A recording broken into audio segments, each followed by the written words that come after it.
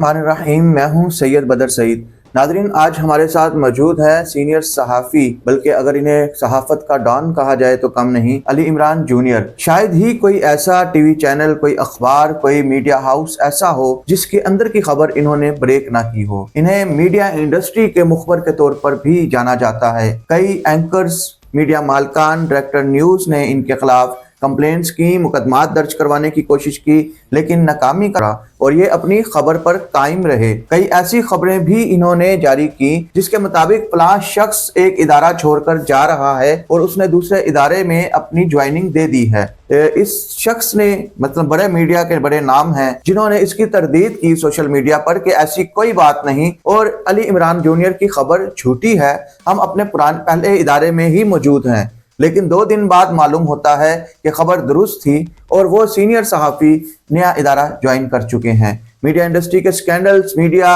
House के अंदर होने वाली एक्टिविटीज़, खबरें और कई बड़े इंकशाफात इन्होंने अपनी वेबसाइट पे जारी किए। इनसे करेंगे और ये सारी बातें तो बाद में आएंगी। सबसे पहले इनके कैरियर के आगाज़ और ये जानने की कोशिश करेंगे कि सहाफ़त में अली इमरान जूनियर ने कहाँ से कदम रखा और कैसे आए। Welcome to the show sir. Sir, सबसे पहले तो ये बताएं कि आपने कब सहाफ़त किस इदारे से और ये तो बड़ी लंबी कहानी है। 1992 में मैं इस फील्ड में आया सहाफ़त में। तो कौमी अखबार एक कराची का एक बड़ा इवनिंगर था, उसका एक मैगज़ीन निकलता था, कौमी अखबार मैगज़ीन बंद करना पड़ा। तो उन्हीं दिनों में बहुत सारे मतलब कराची का या सिंध का कोई ऐसा बड़ा अखबार नहीं था। नवाए वक्त हो गया, जंग ग्रुप हुआ, और ये अब तक चैनल वालों का कायनात अखबार था और उसका उन्होंने इवनिंग का लॉन्च किया था अपना जाबाज। वो जो है उसकी लॉन्चिंग की आगाज़ वहाँ के तमाम इवनिंगर्स में तकरीबन काम किया। मीडिया इंडस्ट्री में घाट घाट का पानी पिया। मतलब प्रिंट मीडिया में तो समझ लेंगे ना, प्रिंट मीडिया में सिवाय किताबत के मुझे वहाँ पे किताबत के अलावा मैं तमाम काम में ना मैं चैम्पियन था। मुझे वहाँ पे कहते थे वन मैन आर्मी, यानी अखबार का कोई काम ऐसा नहीं था कि जो मुझे ना आता हो। कंपोजिंग से लेके पेस्टिंग से लेके फीचर राइटिंग, रिपोर्टिंग और जो भी मतलब एडिटिंग वगैरह हर चीज़ जो है ना वो कॉलम निगारी और एडिटोरियल तक लिखना, सारी चीज़ें मैं लिख करता था। तो वो मतलब मैं एक हफ्ता घर नहीं जाता था, वहीं अखबार के दफ्तर में वहीं सो जाते थे। वहीं सोता था। क्योंकि कराची के हालात ऐसे नहीं थे। मगरिब के बाद मामला जो है ना वो ट्रैफिक बंद हो जाती थी। हड़तालें 4-4 दिन की होती थी। मतलब ऑपरेशन चल रहा था नसीरुल्लाह बाबर का, बड़े मतलब किलिंग्स थी। 2-2, 250 लोग डेली वहाँ पे मर जाते थे, कत्ल हो जाते थे। डेली 200-250 लोग मरते थे। तो वो ऐसा था कि मतलब मूवमेंट जो है ना वो फ्री मूवमेंट आप नहीं कर सकते थे। मतलब हम गए और कोई पता नहीं कि अनजानी गोली का निशाना बन जाए, तो हमें थ्रेट रहती थी। और ख़ासतौर पे जो दहशतगर्द होते हैं वो ऐसी चीज़ टारगेट करते हैं लोगों को कि माशरे में दहशत ज़्यादा फैले। तो साफ़ी अगर कोई कत्ल हो जाता है तो उसका बड़ा, उन दिनों में जब सिर्फ प्रिंट मीडिया था तो बड़ा मतलब शोर मचता था और बड़ी काफ़ी अर्से तक दहशत। तो हमें मना किया जाता था कि आप अपने मोमेंट महदूद रखो। तो हम दफातर में ही स्टे करते थे। 1 हफ्ते के बाद जब वीकली ऑफ होती थी तो घर के एक चक्कर लगाते थे। शोबिज़ रिपोर्टिंग भी की। शोबिज़ रिपोर्टिंग में कुछ 10-15 साल की तकरीबन। अच्छा। और शोबिज़ रिपोर्टिंग में भी तकरीबन कुछ मतलब जो उस वक्त की शोबिज़ सहाफ़त का ट्रेंड था ना, मैंने उसके बिल्कुल मुखालिफ चला।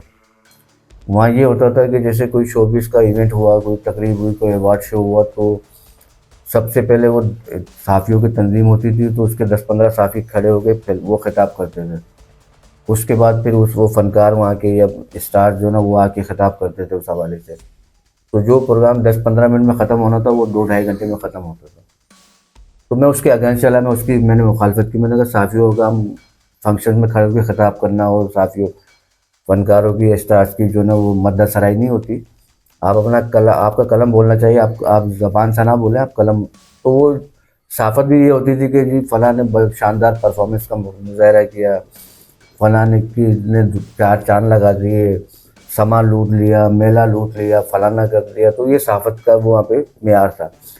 मैं आया, मैं आते ही मैंने शोबिज़ में शाहिद आफरीदी की तरह धुआंधार बैटिंग की, स्कैंडल छापे, ये एक्टिविटी उनकी गैर निसाबी सरगर्मियों पर नज़र रखी और उन पर तनकीदी मतलब इसलाह तनकीद बरा इसलाह के लिहाज से मैंने उन पे काफ़ी रिपोर्टिंग की, तो वो रातों रात जो है मैं सामने मंजर आम पे आ गई भाई ये कौन साफ़ी है जो मतलब हमारे ख़िलाफ़ लिखता है। और मैं अल्हम्दुलिल्लाह वाहिद साफ़ी था। मुझे मोइन अख्तर मरहूम जो बहुत बड़ा नाम है, लीजेंड है, बिल्कुल। उन्होंने एक दफ़ा मुझे कहा था कि इमरान, मैंने 40 साल या 45 साल कैरियर में सिर्फ तेरी वजह से जो है प्रेस कॉन्फ्रेंस की है। वो एक स्कैंडल था, वो मैंने लिखा था, तो वो मोइन अख्तर भाई ने वो कराची प्रेस क्लब में आके प्रेस कॉन्फ्रेंस की थी, तो वो मेरे ख्याल में $1 लाख या इस तरह का कोई चक्कर था, वो खुद-बुर्द हो गए थे।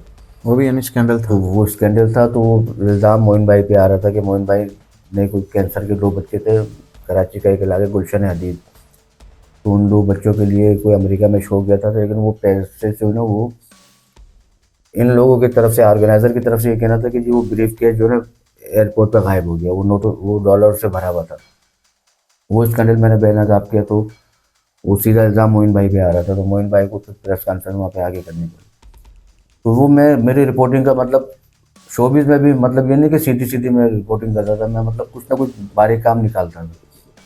तो रातों रात वहाँ जगह बनी, फिर मैं यहाँ लाहौर का फैमिली मैगज़ीन जब स्टार्ट हुआ, अली सुफ़ियान अफ़ाकी साहब, मुझे खुद बहुत बड़ा नाम है शोबिज़ का, सहाफ़त का, वो ख़ुद मुझे कराची आए, मुझे उन्होंने अपॉइंट किया, और मैंने तकरीबन 4-5 साल उनके ज़ेर साया भी रिपोर्टिंग की। कराची का टोटल शोबिज़ सहाफ़त, शोबिज़ की जो रिपोर्टिंग थी वो मैं उनको भेजता था कराची के हवाले से, और उन्होंने बहुत गाइड किया, और बड़ी मज़े काफ़ी चीज़ें मैंने उनसे भी सीखी। अली बड़े सुफ़ियान लीजेंड थे, फिल्मी अली फलाला उन्होंने बहुत लिखी, बड़ी बड़े, मशहूर किताब बहुत थी। बड़ा नाम था उनका, नो डाउट। इस तरह मतलब अपना कैरियर जो है ना अपना साफ़ सुथरा रखा हो। यही वजह है कि आज जब मैं मीडिया इंडस्ट्रीज़ की खबरें देता हूँ, मीडिया के ख़िलाफ़ लिखता हूँ, तो ये मीडिया के बड़े बड़े फ़िरौन, शद्दाद, नमरूद जो है ना, वो मेरे कमज़ोरी ढूंढने की कोशिश करते हैं कि इसका कोई बैकग्राउंड से कोई हम इसका कुछ निकालें, इसको ब्लैकमेल करें या इसको तोड़ें। तो वो अभी तक अल्हम्दुलिल्लाह मुझे तकरीबन 2 अप्रैल 2017 से मैंने ये अपनी वेबसाइट लॉन्च की थी, तो आज 8 साल हो गए, और अल्हम्दुलिल्लाह वो सिर्फ लीगल नोटिस तो भेज सकते हैं मुझे तोड़ने के लिए, धमकाने के लिए, दबाने के लिए, लेकिन आज तक कोई ऐसी चीज़ वो मेरे ख़िलाफ़ नहीं ला सके कि मुझे ब्लैकमेल कर सके या मेरे ख़िलाफ़ कोई बड़ी कार्रवाई कर सके। अच्छा इमरान भाई, एक बड़ी अच्छा आपका कैरियर चल रहा था, और कम से कम तकरीबन ये 20 साल से ज़्यादा अरसा आपका चलता रहा। अचानक से ऐसा क्या हुआ कि आपने मीडिया के ख़िलाफ़ या मीडिया इंडस्ट्री के हवाले से अपनी रिपोर्टिंग शुरू कर दी, इंकशाफात शुरू कर दिए, और जिसको कहते हैं ना कि आपने इंडस्ट्री की तबाही फेर दी, मालकान की भी, डायरेक्टर न्यूज़ की भी, जितने बड़े अहदेदार होते हैं उनको एक परेशान कर दिया। इस बात का तो हम गवाह हैं कि आपकी वेबसाइट जो है वो तमाम मीडिया के बड़े अफसरान से लेके एक कारकुन तक पढ़ती हैं, क्योंकि हमारे पास एक ही वेबसाइट है जहाँ पे हमें लेटेस्ट खबर मिलती है और ब्रेकिंग न्यूज़ मिलती है हमारी इंडस्ट्री की, और उन वो खबरें मिलती हैं जो कई दफ़ा अपने इदारे के अंदर हमें नहीं मालूम होती। तो ऐसा क्या चेंज क्या आया, वजह क्या बनी कि आपने ये काम शुरू कर दिया? यार वजह वगैरह कुछ नहीं थी, देखो ये सब मैं चूँकि एक अंदर से मतलब कट्टर किस्म का एक मुसलमान भी हूँ, तो मेरा अल्लाह पे बड़ा तवक्कल है, अल्लाह पे बड़ा ईमान है, वो बहुत मजबूत ईमान है। तो मेरा नज़रिया या मेरा फ़लसफ़ा या मेरा ईमान ये है कि मुझे अल्लाह ताला ने हर बंदे को किसी न किसी काम के लिए चुना होता है। जिस तरह इंसान के चेहरे और उनके हाथों के प्रिंट जो है ना मुख्तलिफ हैं, आज 6 अरब दुनिया में या 7 अरब इंसान है, तो सबके चेहरे मुख्तलिफ मिलेंगे आपको, हाथों के फिंगर प्रिंट जो है ना वो मुख्तलिफ मिलेंगे। तो इस तरह अल्लाह ताला ने हर इंसान की स्किल्स भी मुख्तलिफ दी है। आप अगर अच्छा आप कंटेंट लिख सकते हो तो कोई अच्छा बोल सकता है, कोई अच्छी एक्टिंग कर सकता है, परफॉर्म कर सकता है, कोई अच्छा डांस कर सकता है, कोई अच्छा गा सकता है। तो अल्लाह ने हर किसी को मुख्तलिफ सलाहियतें दी हैं। तो मेरा ईमान ये है कि अल्लाह ने मुझे इस काम के लिए चुना कि मैं साफ़ियों की आवाज़ बनूँ, क्योंकि साफ़ियों का ना पाकिस्तान में पूरा कोई प्लेटफॉर्म नहीं है कि जो साफ़ी या मीडिया वर्कर के लिए आवाज़ उठाए। हम वर्षों किसी अखबार में या किसी चैनल में काम कर रहे होते हैं, तो हमें कोई परेशानी होती है, हमारा चैनल या हमारा अखबार हमारी फेवर में खबर नहीं लगाता। तो एक छोटा सा एक प्लेटफॉर्म बनाया, अल्लाह पाक ने उसमें बरकत डाली और अब इस वक्त वो मीडिया इंडस्ट्री में सबसे ज़्यादा पढ़ी जाने वाली वेबसाइट बन गई है। अच्छा, इस पे आने का मैं आपको बताऊं कि मैं आया किस तरीके से। मैं 2015 में 2000 हाँ 15 में जब मैं बोल में आया, उससे पहले तक मैं एक बेहतरीन प्रोड्यूसर था चैनल्स में, बेहतरीन कंटेंट क्रिएटर था, बड़ी हैंडसम मुझे पैकेज मिलता था, सुकून की ज़िंदगी होती थी, अपनी 8 घंटे की ड्यूटी पूरी करके अपनी फैमिली में जाकर बैठ जाता था, दुनिया की हर नेमत अल्लाह ने दी हुई थी। तो जब ये बोल लॉन्च हो रहा था तो उन्होंने बड़ी इसकी पब्लिसिटी की, तो पूरे पाकिस्तान का हर साफ़ी ये चाहता था कि मैं वहाँ उसको ज्वाइन करूँ। बहुत बड़ा पैकेज दे रहे थे वो, बहुत हैवी और पैकेज, सहूलियात बहुत ज़्यादा थी पहली दफ़ा मीडिया बहुत इंडस्ट्री बहुत में। सारे मामलात ऐसे थे कि वो लाइफ स्टाइल चेंज करने का दावा करते थे। तो मैंने भी, मतलब हर बंदे की ख्वाहिश होती है ना वो तरक्की करे, तो मैं सोचता था कि यार मैं भी इस इदारे में जाऊँ, लेकिन मुझे हिम्मत नहीं होती थी कि मैं वहाँ अप्लाई करूँ या उनको CV भेजूँ। तो मैं उन दिनों में डॉन में रन डाउन प्रोड्यूसर था, डॉन चैनल में, और बहुत अच्छा वहाँ पे मतलब मुझे पैकेज था, और कोई मतलब वहाँ पे टेंशन नहीं थी, सारे अच्छे मामला थे। तो मुझे एक दिन फ़ोन आया, मेरे एक्स बॉस का जो जियो में होते थे, वो वहाँ पे बड़े ओहदे पे थे। बोला यार हम कोरंगी में जो जहाँ तुम्हारा इलाका है उधर आते हैं, काम कर रहे हैं, ऑफिस बना लिया तुम्हारे घर के करीब, तुम मिलना भी गवारा नहीं करते। मैंने कहा सर हुक्म करे, मैं कब आऊँ मिलने, कहने कल आ जाओ। मैं तो अगले दिन गया, तो उन्होंने मेरा इंटरव्यू कर लिया, बोला कि बस अब आप हमें कब ज्वाइनिंग दे रहे हो। तो मैंने कहा वहाँ नोटिस पीरियड तो मैं दे दूँ। तो बहरहाल ये हुआ कि वो मैंने ज्वाइनिंग के बाद अपने ना CV वहाँ जमा कराई और डॉक्यूमेंट अपने जमा कराए, मतलब बोल में मेरा लोगों से उल्टा काम किया। लोग पहले CV और अपनी डॉक्यूमेंटेशन कंप्लीट करते हैं, मैंने पहले ज्वाइनिंग दी थी और बाद में मेरी ये चीज़ें हुई। तो वो 2-3 महीने हमने एंजॉय किया वहाँ पे।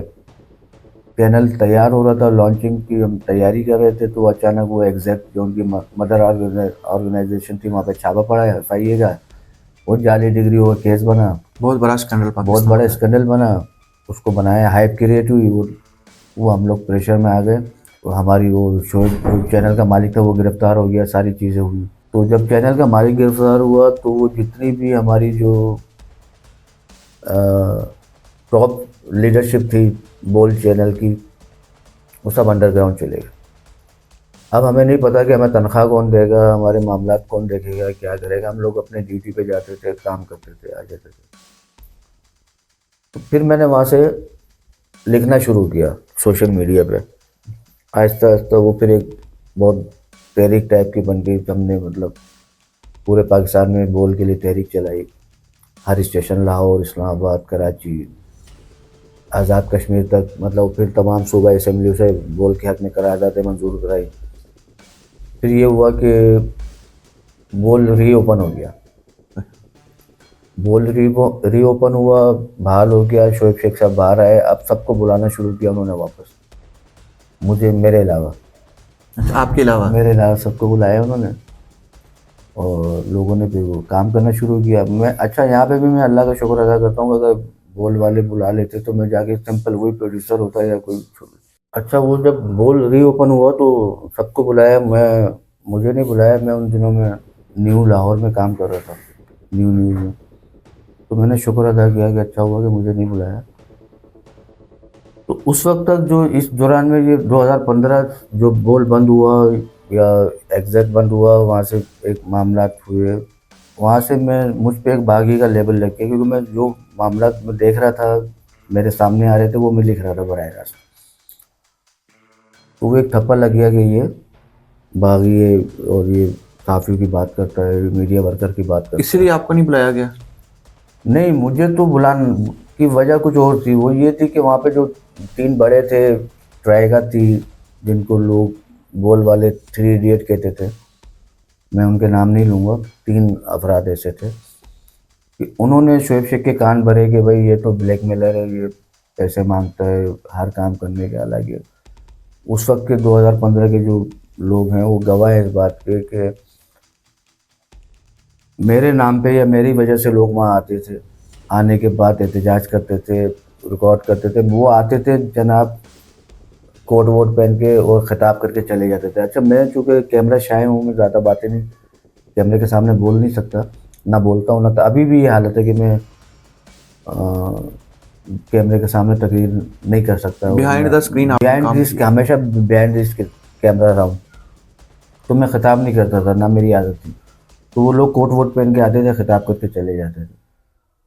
तो वो थप्पा ये लगता था कि भाई ये 3 लोग हैं जो बड़ी मेहनत कर रहे हैं। अच्छा, लेकिन वहाँ के जो हमारे बोल वाले जो पुराने लोग हैं, तमाम अच्छी तरह जानते हैं कि इन सब के पीछे कौन था, जो कराची वाले लोग हैं।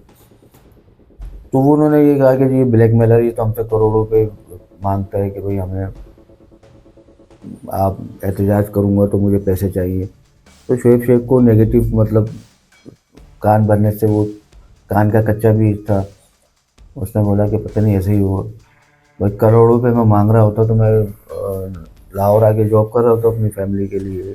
आपके सामने मैं बिल्कुल। 4-5 साल मैंने यहाँ गुजारे, और करोड़ों पे मांगने वाला होता तो मतलब आपके सामने मैं आज भी हूँ कि मैं किस तरीके से मेरा लाइफ स्टाइल है। आप कराची भी आते हो तो देखते हो मैं किस तरीके से घूमता हूँ, क्या करता हूँ।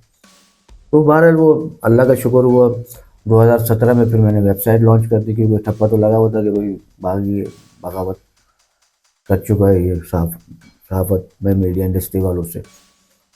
तो वो एक छोटा सा एक प्लेटफॉर्म हमने मार्केट में डाला, वो अल्हम्दुलिल्लाह वो ऐसा हिट हुआ कि आज तक मतलब अब वो मेरी शनाख्त बन चुका है। मैं कहीं भी जाता हूँ तो लोग मुझे उससे पहचान लेते हैं, तो अल्लाह ने बड़ी इज्जत से नवाजता है।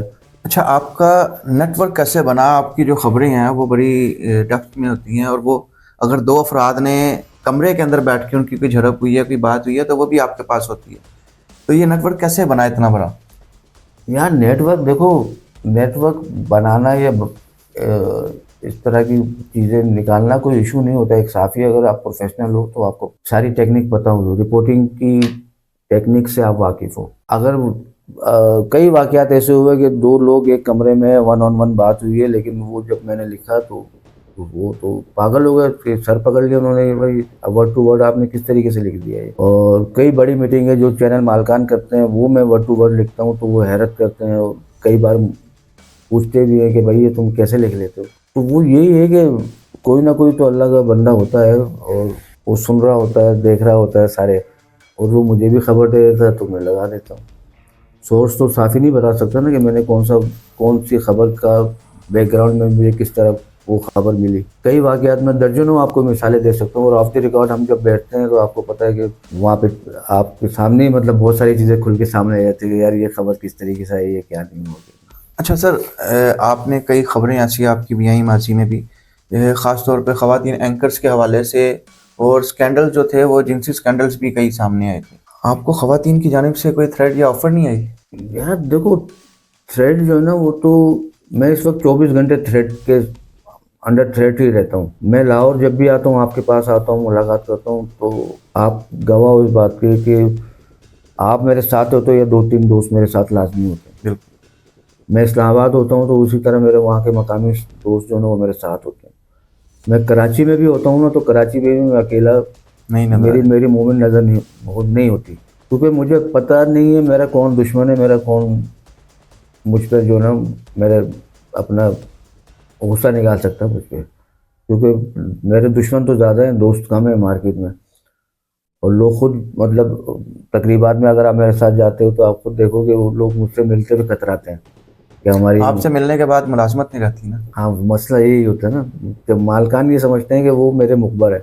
अच्छा, ऐसे कभी हुआ कि कोई आपसे मिला और वहीं बैठे बैठे वो फायर हो गया हो? कई 3-4 वाक़यात को तो मैं यानी शायद हूँ जो मेरे सामने मेरी आंखों देखे हुए है कि मैं कराची प्रेस क्लब में किसी के साथ बैठा हूँ, हम लोग चाय पी रहे हैं आमने सामने टेबल पे बैठ के, और उस दौरान गुफ्तगू उसके व्हाट्सएप पे जो है उसकी तस्वीर आती है, हम दोनों बैठे हुए चाय पी रहे हैं, और उससे अगला मैसेज आता है यू आर फायर्ड। अच्छा। ये तो मैंने 3-4 वाक़यात मेरे सामने की बात है जो मेरी आंखों देखे हैं। तो अब मैं चाय पीना भी मतलब एक फासले से बैठने के मतलब 4-5 फीट का फासला होगा, ताकि पता नहीं हो कि ये मेरे साथ है। तो इसलिए मैं थोड़ा सा मैं खुद भी अवॉइड करता हूँ, मैं भी तस्वीरें बनाने से गुरेज करता हूँ कि मेरी वजह से किसी मेरे दोस्त को, भाई को मुश्किल ना हो, उसके लिए उसकी नौकरी का इशू ना अच्छा, बने। उस सवाल एक और दफ़ा कि मीडिया इंडस्ट्री में आप भी जानते हैं, मैं भी जानता हूँ, हमारे कुछ साथी दोस्त भी जानते हैं, कुछ ख़वातीन जो हैं वो अपनी प्रोफेशन या अपने पर काम की बजाय दूसरे रास्तों से तरक्की का जरिया ढूंढती हैं, उन खवातीन की तरफ से नहीं ऑफर आई ताकि हमारी खबर ना लगे या हमारे मामला ना है,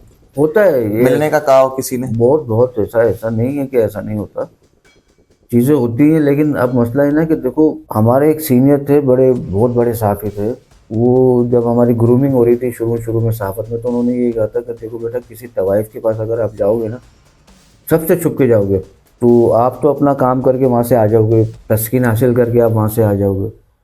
लेकिन उसके बाद जो जो लोग जा रहे होंगे ना, वो आपको बता रही होगी कि वो फलाना भी मेरे पास आ चुका है, फलाना भी मेरे पास आ चुका है। तो हमेशा जो ना अपनी किरदार मजबूत रखना। किरदार जो ना बड़ी मुश्किल से डेवलप होता है।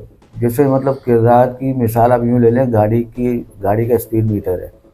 जब आप चढ़ाई पे चढ़ते हो ना, तो वो बहुत स्लो स्लो स्लो स्लो उसकी स्पीड पड़ जाती है, और जैसे ही आपने रेस छोड़ी, वो एकदम तेज़ी से ज़ीरो पे आ जाती है। तो हमें अपने कैरेक्टर को बहाल रखने के लिए और कैरेक्टर मजबूत रखने के लिए रेस पे मुसलसल पाँव रखना ज़रूरी होगा।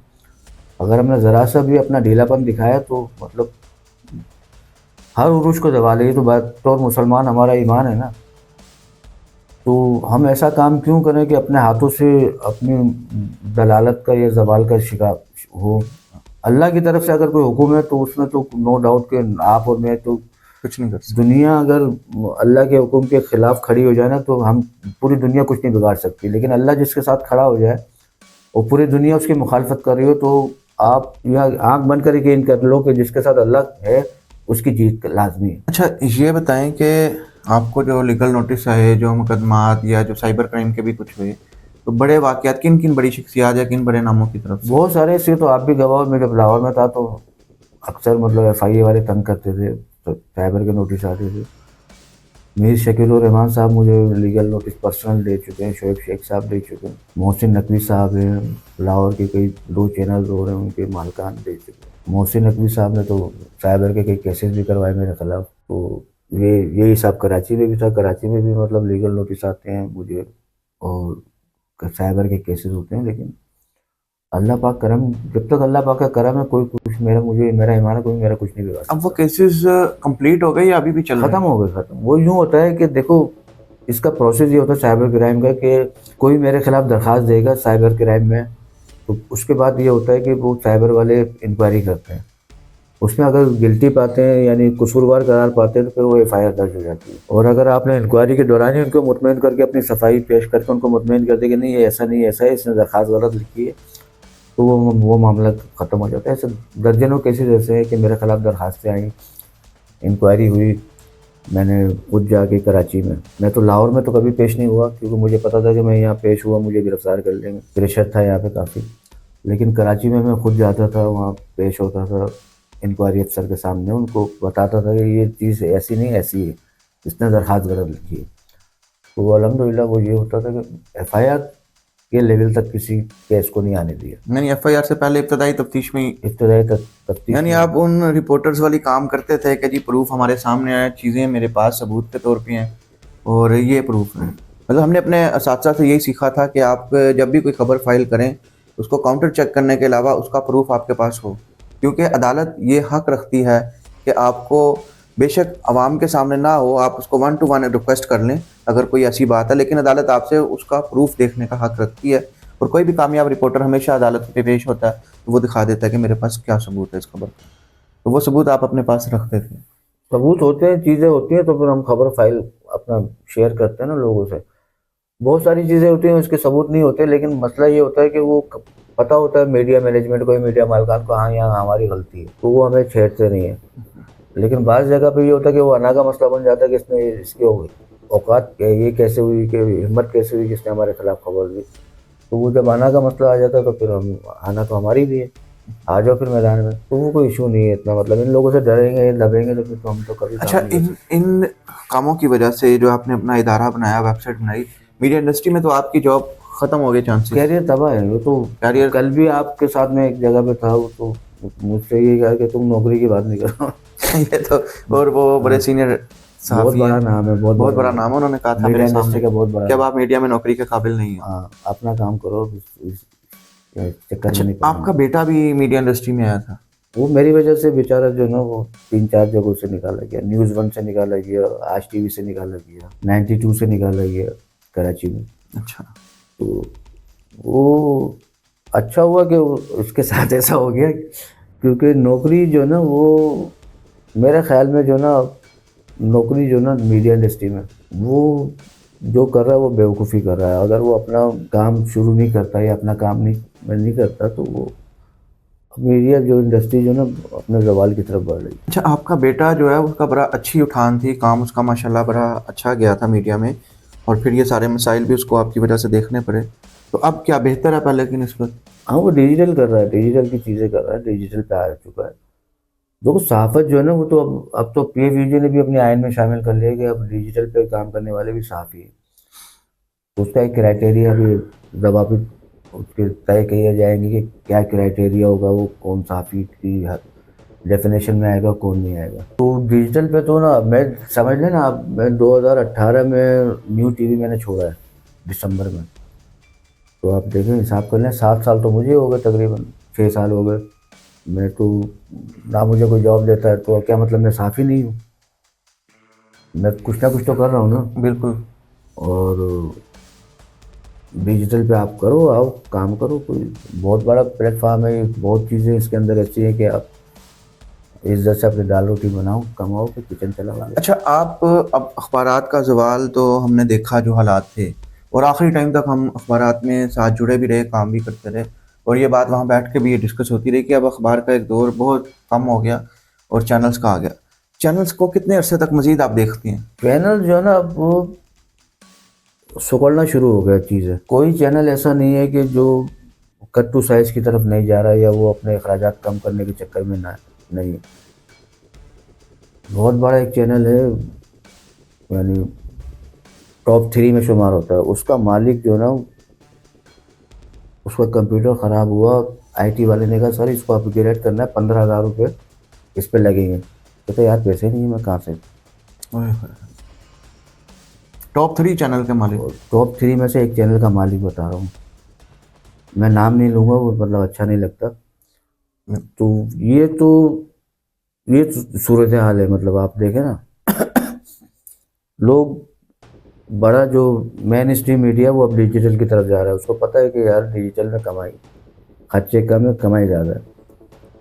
तो वो अब आहिस्ता आहिस्ता आप देखेंगे कि चैनल जो है ना गिनती के रह जाएंगे, बाकी छोटे मोटे जितने भी आए हैं वो सब ख़त्म और सब डिजिटल पे कन्वर्ट हो चुके हैं। अच्छा सर, आपने क्योंकि मीडिया इंडस्ट्री में बड़ा काम किया, हमें हमारी इन्फॉर्मेशन जो होती है वो एंकर्स तक या जो अहदेदार हैं जो हमारे न्यूज़ रूम के अंदर बैठे हैं या रिपोर्टिंग में बैठे हैं उन तक होती है।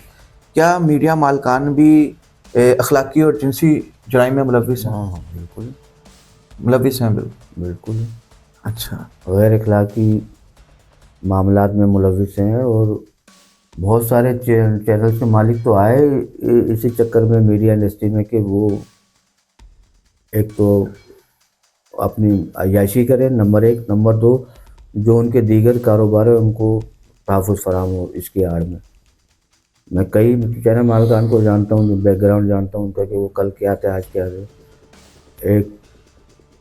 एक चैनल मालिक अब से ज़्यादा नहीं, कोई 2 अशरे पहले यानी 20 साल पहले वेस्पा पे घूमता था। अच्छा। आज उसके पास 8-10 गाड़ियाँ हैं और एक एक गाड़ी 5-5, 6-6 करोड़ की है। अपना उसके 15 किस्म के कारोबार हैं। जो कल तक 20 साल पहले तक वेस्पा पे घूमता था। एक के पास 70 होती थी, आज बहुत बड़ा टॉप 3 में या टॉप 5 में उसका चैनल शुमार होता है। तो इस तरह के तो बहुत सारे मैं आपको मिसालें दे सकता हूँ, और मैं नाम इसलिए नहीं ले सकता कि भाई वो अब टीका लग गया है।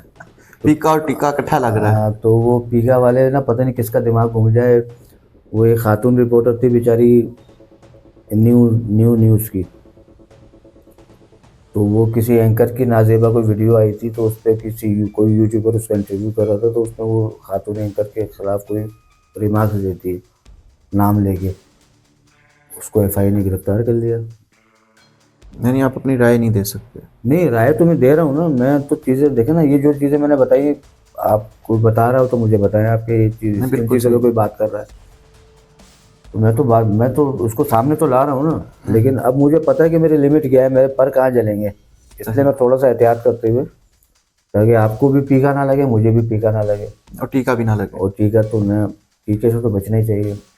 अच्छा सर, ये तो हुए, ये बताएं, मीडिया मालकान का तो आपने बताया उनका सो, रिपोर्टर या एक सहाफ़ी जो बहुत बुरे हालात में था और अगले 8-10 साल के अंदर वो एकदम से पराडोस पे भी आ जाता है, उसका तरीकाकार क्या है?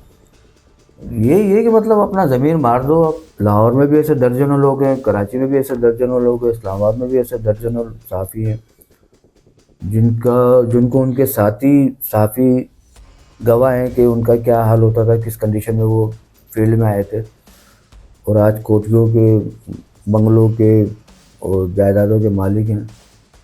तो कोई ढकी छुपी बात थोड़ी है। देखो, जो बंदा करप्शन करेगा, अपना ज़मीन मारेगा, तो वो करप्शन भी करेगा। वो तो फिर ज़मीन मर गया ना, तो वो कुछ भी कर सकता है। वो तो हराम हलाल की जब तमीज़ कोई बंदा खो दे, तो फिर आप भूल जाओ कि वो कुछ भी कर सकता है। वो मतलब अपने साथियों की का खून भी पी सकता है, अपने साथियों के दलील भी करवा सकता है, अपने साथियों का सौदा भी कर सकता है। जिसने अपना ज़मीन मार दिया, वो उससे आप कोई भी तवक्को कर सकते हो।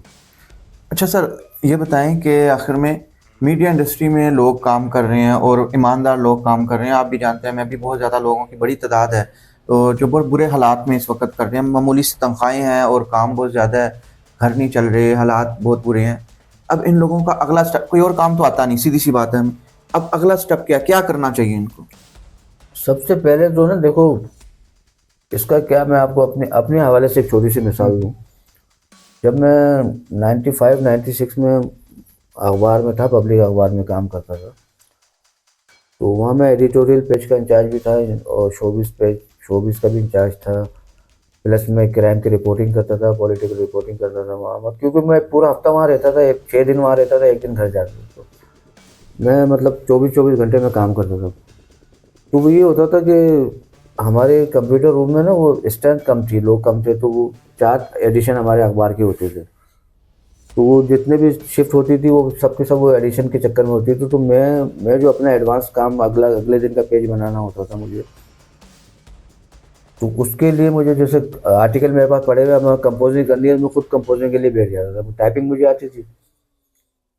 उस ज़माने में इन पेज आया नहीं था, वो फिलॉप उस पर काम होता था, शाहकाश और ख़ास प्रोग्राम होते थे। अगर कोई अखबार वाले पुराने हैं वो समझ जाएंगे इस बात को। तो इन पेज नहीं आया था, इन पेज बहुत काफ़ी बाद आया, दिन बाद आया। तो मुझे मेरे दोस्त साथी वहाँ पे ताने देते, तुम कंप्यूटर ऑपरेटर बनने आए हो या सहाफ़ी बनने आए हो? तो मैं उनको ये जवाब देता था कि आने वाले दौर में हर सहाफ़ी के लिए कंप्यूटर सीखना लाजमी होगा। मेरे ख्याल में 98 में के आसपास जो है ना, ये एक्सप्रेस अखबार लॉन्च हुआ, तो वहाँ पेपरलेस काम था, वहाँ कंप्यूटर पे काम करना है, रिपोर्टर ने कंप्यूटर पे खबर बनानी है, सब एडिटर ने वहाँ एडिट करनी है खबर को, इन पेज पे वही लेआउट बनना है, वही कंप्यूटर पे डिज़ाइन होना है। पेस्टिंग वेस्टिंग या ट्रेसिंग वाला चक्कर ही नहीं था।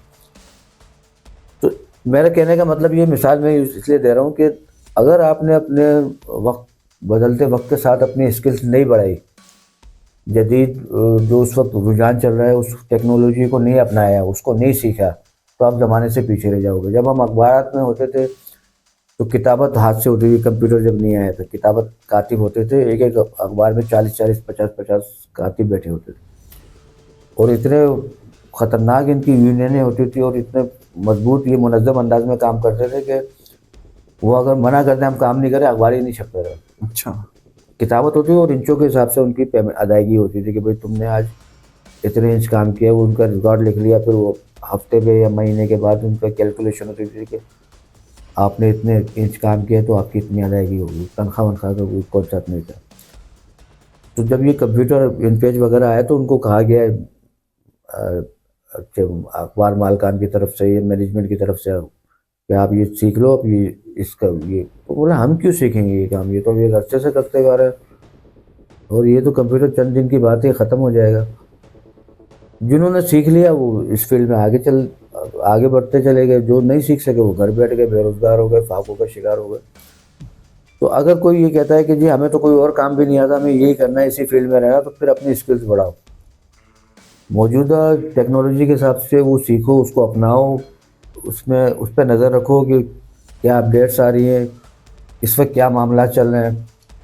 अगर आपने अपने आप को मौजूदा हालात के मुताबिक नहीं ढाला तो फिर आप वक्त से पीछे रह जाओगे और फिर यही रोना रोओगे कि हमारा घर नहीं चलेगा, हमें तो कोई काम भी नहीं आता। तो आपको कोई मतलब ये इस दौर में कितना कोई खुदा तरस तो है नहीं कि घर पे आके आपको खाना भी खिला के जाए, आपको राशन भी डाल के जाए आपके घर में। हर मुर्दा जो है ना, हर बंदे का मुर्दा अपना होता है और उसको अपना मुर्दा आप रोना पड़ता है। मेरे घर में कोई मर जाएगा तो मैं रोऊंगा, आपको इतनी तकलीफ नहीं होगी, मुझे ज़्यादा तकलीफ होगी। मुझे पता है कि मेरे घर में मौत हुई है, फौत की हुई है। बाहर का बंदा आके उस दर्द के साथ, उस फीलिंग के साथ नहीं रोएगा जितनी तकलीफ आपको खुद को हो रही है। तो उस तकलीफ़ को अभी से महसूस करो, अपने आप को, अपनी स्किल्स बढ़ाओ, नई नई चीज़ें सीखो, तो ज़माने के साथ चलोगे तो आप कामयाब रहोगे। मैं भी अखबार के बाद इलेक्ट्रॉनिक मीडिया डिजिटल मीडिया पे आया हूँ। तो मैं अगर वही अखबार वाले ज़माने में रहता तो मैं आज मुझे कोई नहीं जान रहा होता कि इमरान जूनियर कौन है। तो यही मेरा मशवरा है दोस्तों को जो इस फील्ड में रहना चाहते हैं, तो वो नई टेक्नोलॉजी को सीखें और उसको अपनाएं। बहुत शुक्रिया अली इमरान जूनियर साहब। इंशाल्लाह अब मेरी कोशिश होगी, आप बड़ी आज तो हमारी बड़ी अच्छी गुफ्तगू हुई और दोबारा भी आपसे गुफ्तगू की कोशिश करेंगे कैमरे के सामने ताकि नई चीज़ें आएँ। और मेरी कोशिश होगी कि मैं इस दफ़ा कराची आऊँ तो आपका वो डिजिटल सिस्टम जरूर देखूँ जहाँ आपने मुझे कभी घुसने नहीं दिया, हमेशा घर बुलाया है, आपने खाना खिलाया है, आप प्रेस क्लब मेरे साथ बैठे हैं, आप मुख्तलिफ दोस्तों के साथ गैदरिंग में। लेकिन जब भी मैंने कोशिश की कि मैं देखूं कि aliimranjunior.com का सिस्टम क्या है, वो कौन लोग हैं जो वहाँ काम कर रहे हैं, वो टेक्निकल स्किल देखूं, आपके वहाँ पे बैठे मुखबर देखूं जो लोग बैठे हैं, तो आपने कभी मुझे उस साइड पे घुसने नहीं दिया। और आपको मेरी कमज़ोरी भी बता दी, आपने कहा यार वो एक नई चीज़ है, वो देख के आती हैं तो वहाँ उसके बाद आती हैं। कोशिश करूँगा मैं इस दफ़ा कि उस सेटअप को भी देखें और वो भी लोगों तक दिखाने की कोशिश करें। थोड़ी सी मुखबरी तो हम भी करें मीडिया की। ज़रूर। बहुत शुक्रिया सर।